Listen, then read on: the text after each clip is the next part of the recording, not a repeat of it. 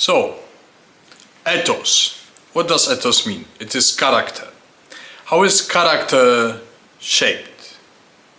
How is personality shaped? How is nature shaped?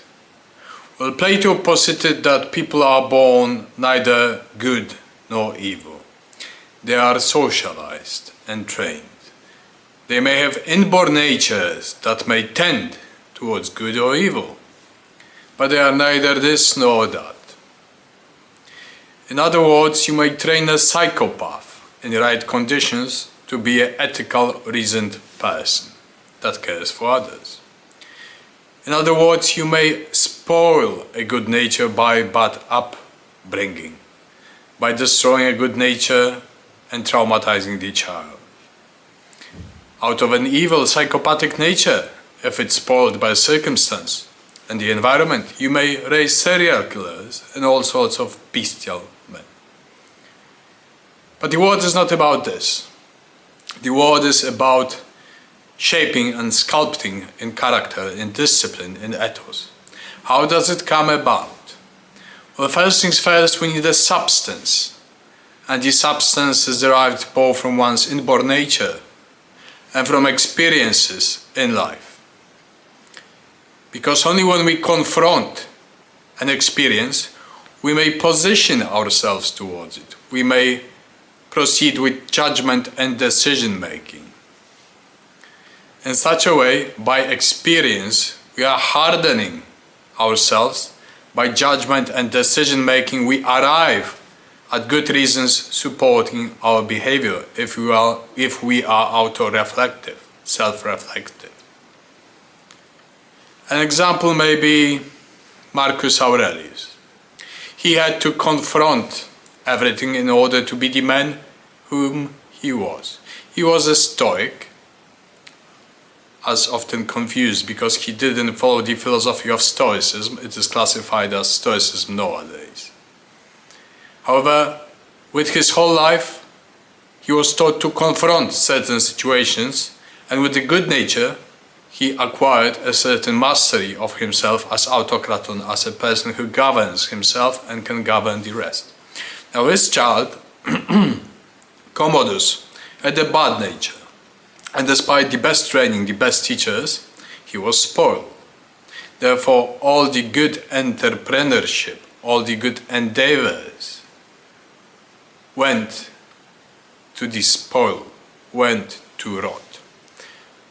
And in modern day organizations, for example, magical brotherhoods, it is always about people.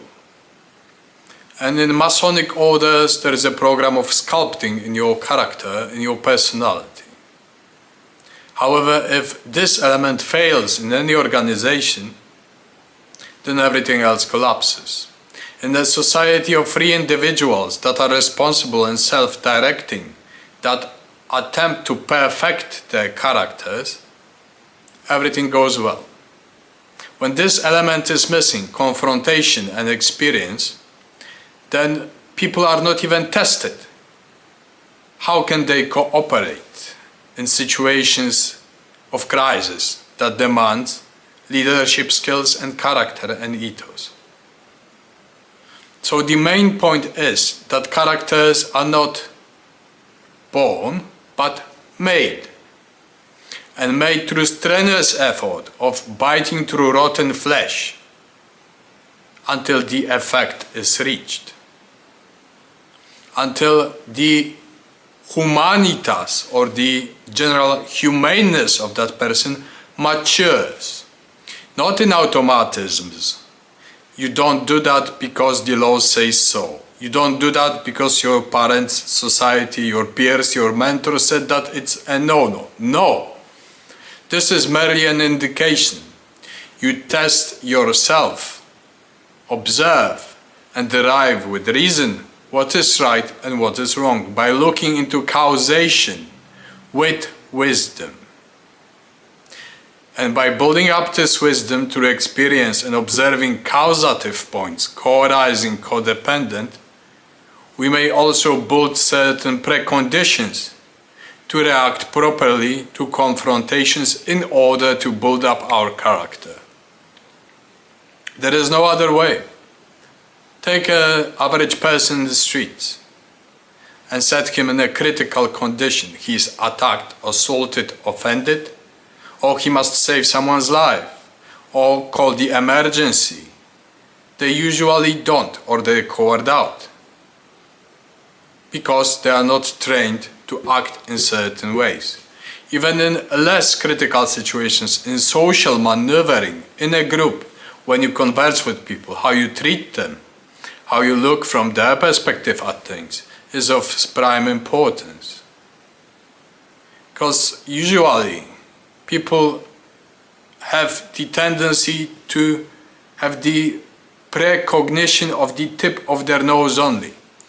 They're like gossiping marketeers. Their speech is flawed, empty, and superficial. Nothing comes out of their speech but emptiness, fatigue communication, small talk. But to gain profundity in speech, to gain weight with your words, that comes from character, that comes from ethos, from your experience, and nothing else. There is a citation from Cato the Elder: master the subject and words will follow. Similarly, each character sows fates. If you have a conflicting, antagonistic nature, sooner or later you will receive conflict and antagonism. If you have an amiable, courteous character, then most likely that is what you will receive from most people. But the goal is to stand for your ethos, your character, because you won't change much of it.